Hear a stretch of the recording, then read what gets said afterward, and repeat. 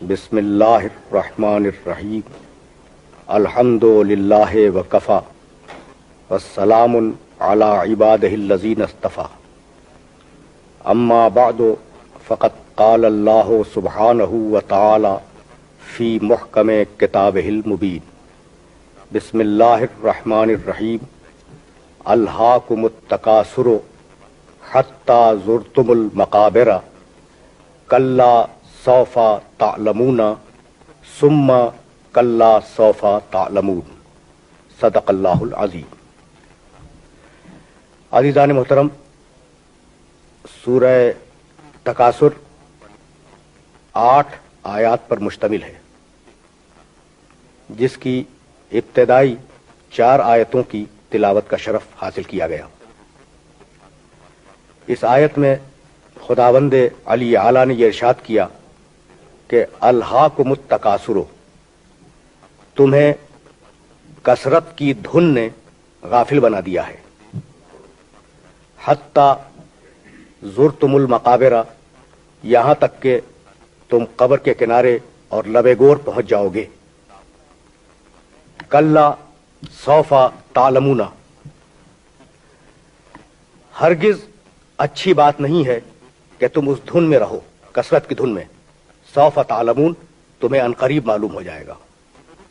ثم کلا سوف تعلمون، اور پھر دوبارہ سنو کہ تمہیں عنقریب معلوم ہو جائے گا کہ یہ کثرت کی دھن میں جو تم غفلت کا شکار ہو گئے ہو تو یہ اچھی بات نہیں ہے۔ کلا لو تعلمون علم الیقین، کثرت کی طرف جانا ہرگز اچھا نہیں ہے۔ اگر تمہارے پاس علم الیقین ہوتا تو تم اس بات کو سمجھ لیتے۔ لَتَرَوُنَّ الْجَحِیمَ، اور سنو، ایک نہ ایک دن یقیناً تم جہنم کو دیکھ کر رہو گے۔ تم اسے عین الیقین سے دیکھو گے، اپنی یقین کی آنکھوں سے دیکھو گے، اور اس دن قیامت کے دن جب تم جہنم کو دیکھو گے تو تم سے نعمت کے بارے میں سوال کیا جائے گا۔ کلیدی لفظ اس پورے سورہ مبارکہ میں 2 ہیں، اور وہ دونوں الفاظ پہلی آیہ مبارکہ میں استعمال ہوئے۔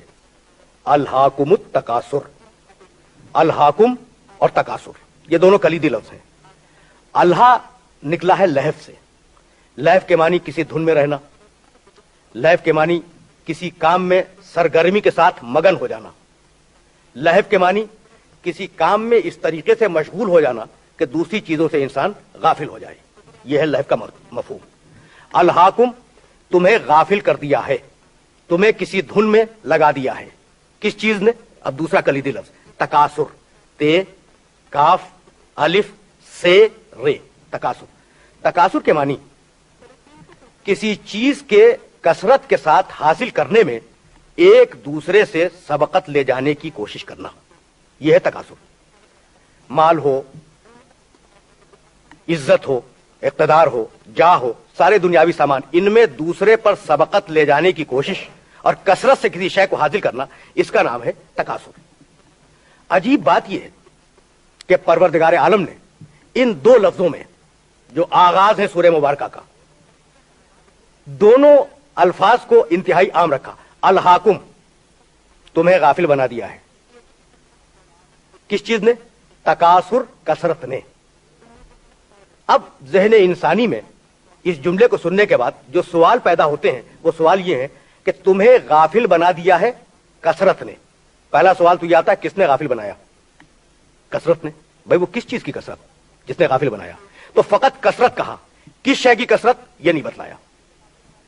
کس چیز سے غافل بنا دیا اس کا بھی تذکرہ نہیں ہے، اور تم کون ہو جسے غافل بنایا گیا اس کا بھی تذکرہ نہیں ہے۔ یعنی 3 سوالات ہیں جو اس چھوٹی سی آیت میں پیدا ہوتے ہیں۔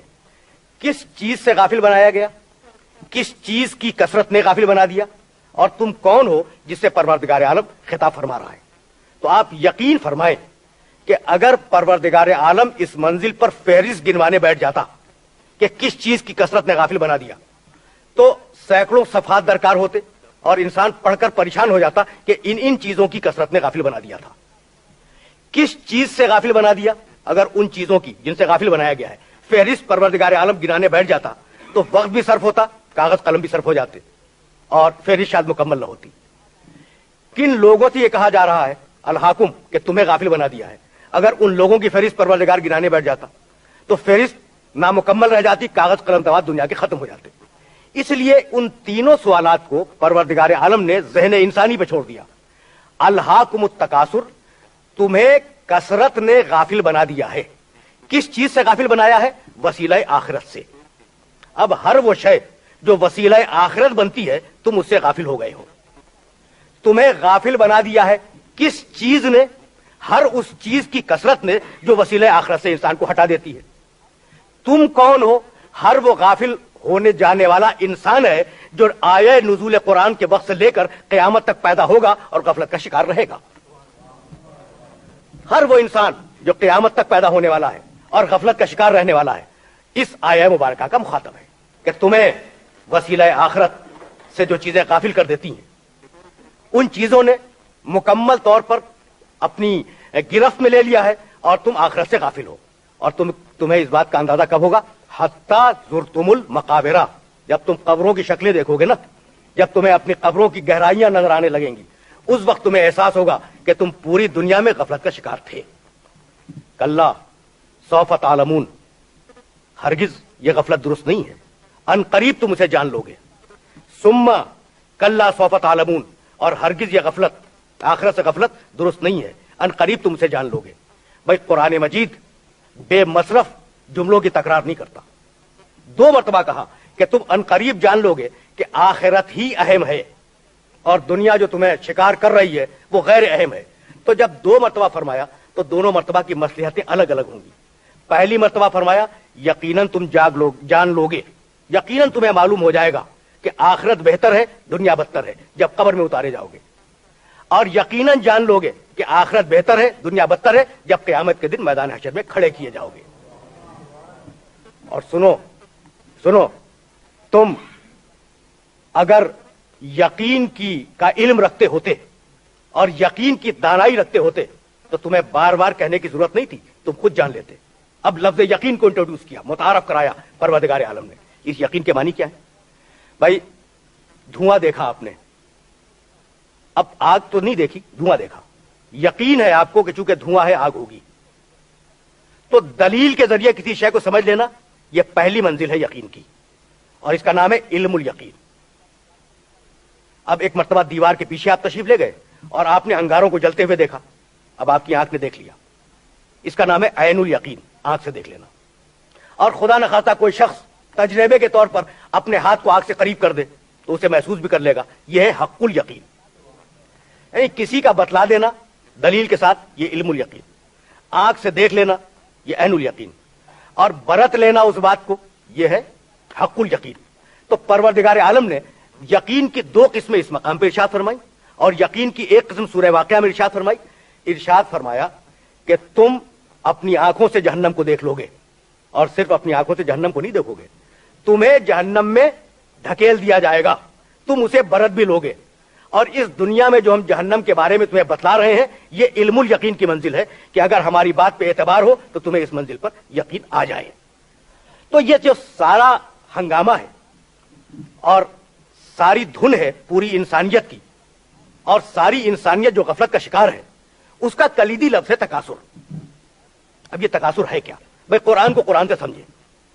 سورہ کا نام بھی تو اتفاق سے سورہ تکاثر ہی ہے نا، الحاکم التکاثر. قرآن مجید نے سورہ حدید کی 20ویں آیت میں اس لفظ کو دوبارہ دہرایا. 57واں سورہ 20ویں آیت، اعلموا انما الحیات الدنیا لعب ولہو وزینۃ وتفاخر بینکم وتکاثر فی الاموال والاولاد. سنو، یہ جو تمہاری دنیا کی زندگی ہے نا، یہ ہے کیا؟ اب دیکھیے وہ بتلا رہا ہے جو دنیا کا خالق ہے، اور اسی کو حق ہے کہ بتلائے کہ دنیا کی زندگی کے عناصر کیا ہیں. اعلموا، جان لو انما الحیات الدنیا، یہ تمہاری دنیاوی زندگی کیا ہے؟ لعب، کھیل ہے، لہو، دھن ہے. دیکھیے گا اسٹیجز، دیکھیے گا، لعب کھیل ہے، لہو دھن ہے، زینت خودآرائی ہے، اپنے آپ کو زینت دینا ہے، تفاخر بین الناس، انسانوں میں ایک دوسرے پر فخر جتلانا ہے. اپنی عزت کا اظہار کرنا ہے. وَتَكَاثُرٌ فِي الْأَمْوَالِ وَالْأَوْلَادِ, اور آخری زندگی میں مال کی کثرت کی شدید خواہش اور اولاد کی کثرت کی شدید خواہش ہے. بھائی بنیادی باتیں کیا بتلائیں؟ کھیل، دھن، زینت، تفاخر، تکاثر. پانچ لفظ ہے نا یہ حیات دنیا کے لیے. اب آپ توجہ فرمائیں کہ پوری حیات دنیاوی انسان کی ان 5 لفظوں کے دائرے میں گھری ہوئی ہے یا نہیں ہے. پہلی بات کیا کہی؟ دنیاوی زندگی کھیل ہے. بچہ بطن مادر سے منصہ شہود پہ آیا، اور اب بچے نے جب اپنی زندگی کا اور اپنے کیریئر کا آغاز کیا تو کھیل سے کیا. بچے کی زندگی کا آغاز تعلیم سے نہیں ہوتا، کھیل سے ہوتا ہے. تو ایک پیریڈ، ایک دور ایسا بچے میں گزرا جب وہ کھیل میں مشغول رہا. اسے کہا لائف. یہ دنیاوی زندگی کیا ہے؟ کھیل ہے. اب وہ نوجوان ہوا، نوجوانی میں کوئی مشغلہ، کوئی کھیل، کوئی دلچسپی، اتنا مگن ہو جاتا ہے وہ نوجوان کہ دنیا کے دوسرے مشاغل اور دنیا کے دوسرے مشغلوں سے بے فکر اور غافل ہو جاتا ہے. ایک سرگرمی کی کیفیت پیدا ہو جاتی ہے. اور جب وہ نوجوانی کی منزل سے جوانی کی منزل میں آیا تو اب زینت، اچھا گھر، اچھا لباس، اچھی سواری، اچھا رفیق سفر، یہی تو خواہشیں ہوتی نا انسان کی. اچھی شریک زندگی، یہ ساری خواہشیں انسان کے اندر پیدا ہو گئی. تو کھیل سے آغاز ہوا. نوجوانی میں دھن سمائی کسی مشغلے کی، جوانی میں خود آرائی اور زینت دہی کی کیفیت پیدا ہوئی، اور اس کے بعد جب وہ ادھیڑ عمری میں آیا تفاخر بین الناس، تو اب فخر کر رہا ہے کہ ہمارے پاس اتنا ہے، تمہارے پاس اس سے کم ہے، ہمارا خاندان ایسا ہے، ہمارا نام ایسا ہے، ہمارا اسٹیٹس ایسا ہے، ہماری حیثیت ایسی ہے. اور جب وہ بڑھاپے کی منزل پہ آ گیا تو تکاثر فی الاموال والاولاد. اب یہ خواہش ہے کہ مال بڑھتا ہی جائے تاکہ آخری زندگی مطمئن گزر جائے. یہ خواہش ہوتی ہے کہ اولاد بڑھتی ہی جائے پوتوں کی صورت میں، نوازوں کی صورت میں، تاکہ کہنے کو ہو کہ اتنا بڑا قبیلہ بنا گئے، اتنا بڑا خاندان بنا گئے. تو یہ پوری دنیاوی زندگی ہے جسے 5 لفظوں میں سم کیا قرآن مجید نے. اور سورہ اعلیٰ میں ارشاد فرمایا بل توسرون الحیات الدنیا، بل توسرون الحیات الدنیا. یہ تمہاری عقل کو کیا ہو گیا ہے کہ تم دنیاوی زندگی کو، اس کے تفاخر کو، اس کے تکاثر کو اہمیت دیتے ہو آخرت پر. حالانکہ آخرت کیا ہے؟ خیر و ابقا. آخرت خیر بھی ہے اور آخرت باقی رہنے والی بھی ہے. دنیاوی نعمتوں میں بھئی یہ نعمتیں ہیں، جائز طریقے سے انہیں حاصل کرو اور انہیں استعمال کرو، لیکن آخرت سے غافل نہ ہو جاؤ اس تکاثر کی بنیاد پر. کیوں؟ اس لیے کہ آخرت خیر بھی ہے اور باقی رہنے والی بھی ہے. دنیاوی نعمتوں میں اور آخرت کی نعمتوں میں 2 بنیادی فرق ہیں. دنیاوی نعمتیں کمتر درجے کی نعمتیں ہیں، آخرت کی نعمتیں بلندتر درجے کی نعمتیں ہیں. دوسرا فرق، دنیاوی نعمتیں ایک نہ ایک دن ختم ہو جائیں گی، اور اگر وہ ختم نہ ہوئیں تو ان نعمتوں کو حاصل کرنے والا اس دنیا سے ختم ہو جائے گا. اور آخرت کی وہ نعمتیں ہیں کہ نعمتیں بھی باقی رہیں گی، نعمتیں پانے والا بھی ہمیشہ ہمیشہ باقی رہے گا. وآخر دعوانا ان الحمد للہ رب العالمین.